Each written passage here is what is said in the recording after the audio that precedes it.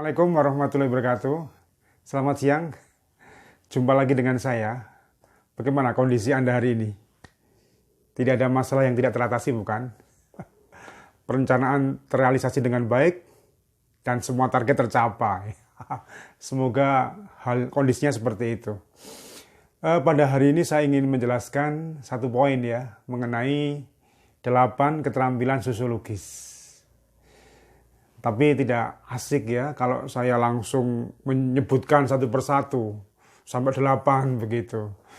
Mohon maaf, Anda harus bersabar karena saya akan berkisah mengenai pengalaman hidup saya. Pengalaman hidup saya inilah yang mendorong saya akhirnya menekuni ilmu sosial yang bernama sosiologi. Nah, tahun 1994 adalah tahun yang sangat berkesan bagi saya karena saya masuk menjadi mahasiswa S1 jurusan sosiologi di sebuah PTN di Jawa. Tapi mengapa saya masuk ke jurusan sosiologi? Karena ada pengalaman keorganisasian yang saya mulai ketika saya menjadi siswa SMA. Ya. Jadi ketika saya menjadi siswa SMA itu, saya aktif di organisasi Islam yang bernama Keluarga Remaja Islam Magelang atau Karisma. Kegiatan organisasi adalah belajar agama, berdakwah, dan beberapa pada kegiatan sosial. Nah, setelah saya aktif di Karisma, lulus SMA, saya lanjutkan menjadi ketua organisasi lagi di kampung ya, RW 3, Kelurahan Magersari, Magelang. Organisasinya namanya At-Taubah. Dan saya menjadi ketua, banyak aktivitas di situ, yaitu pengajian, kemudian ya kegiatan-kegiatan sosial. Nah, disitulah saya menemui banyak persoalan-persoalan sosial. Kampung saya itu, tahun itu ya, itu ada perkelahian remaja, kemudian kemiskinan jelas ya, kemudian mabuk-mabukan. Antar tetangga juga kadang-kadang tidak harmonis. Kemudian perselingkuhan. Nah, pada waktu menjadi aktivis kampung itu saya merenung, mengapa masyarakat seperti ini? Dan bagaimana mengatasi problem-problem yang ada itu? Biar kualitas kampung saya itu lebih meningkat. Makanya saya mengambil studi yaitu sosiologi. Saya sudah melewati belajar sosiologi S1, S2, dan S3. Tapi yang saya tangkap kesannya adalah, mohon maaf ya, lebih ke eksperimentasi, belajar konsep, teori, dan metode. Kemudian saya sempat mencari-cari dan merenung, mana itu strategi untuk memperbaiki kampung, bagaimana memperbaiki masyarakat yang baik. Saya tidak terlalu puas menerima semua materi itu.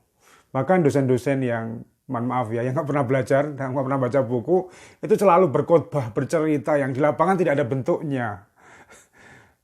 Menjelaskan konsep pun tidak matang, ini maunya untuk apa, begitu. Akhirnya saya belajar sosiologi terus-menerus, dan ketika menjadi dosen sosiologi di FISIP Universitas Muhammadiyah Malang, saya selalu mengupdate. Manakah konsep yang bisa dipakai di lapangan, manakah konsep yang tidak bisa. Manakah teori yang bisa dikembangkan, dan manakah teori yang tidak bisa dikembangkan.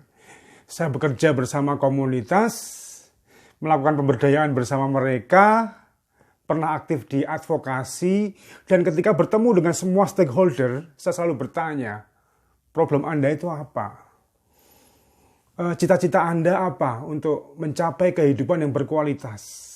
Dan bagaimana sosiologi bisa memberikan kontribusi untuk perbaikan hidup Anda. Nah, dari situlah akhirnya saya memunculkan 8 keterampilan sosiologis. Nah, ini poin penting ya, jangan dilewatkan. 8 keterampilan sosiologis. Orang yang belajar sosiologi, saya yakin ya, akan memiliki 8 keterampilan. Yang pertama, dia memiliki kemampuan mengorganisir masyarakat atau mengorganisir komunitas. Kemudian yang kedua, dia bisa memperkuat lokal inisiatif atau inisiatif yang muncul dari bawah. Yang ketiga, dia bisa melakukan penguatan jaringan sosial, networking ya. Kemudian yang keempat, dia bisa mempraktekkan kerja-kerja kolaborasi. Ingat ya. Yang kelima, dia bisa menyupport data untuk semua stakeholder, baik pemerintah, korporasi maupun masyarakat.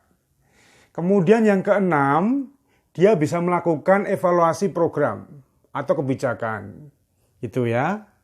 Kemudian yang ketujuh, dia bisa membangun opini publik. Kemudian yang kedelapan, ini yang terakhir, seorang yang belajar sosiologi secara sistematis dan disiplin, dia akan bisa promoting humanistic values. Gitu. Ada 8 tadi yang sudah saya sebutkan pada Anda ya, tapi tidak mungkinlah kalau saya jelaskan hari ini. Waktunya sangat mepet ya, tapi jangan khawatir. Jangan gelisah, jangan cemberut begitulah. Nanti di video berikutnya akan saya jelaskan, saya kupas tuntas satu persatu. Oke, terima kasih Anda sudah mengikuti video saya. Sukses bagi Anda. Assalamualaikum warahmatullahi wabarakatuh.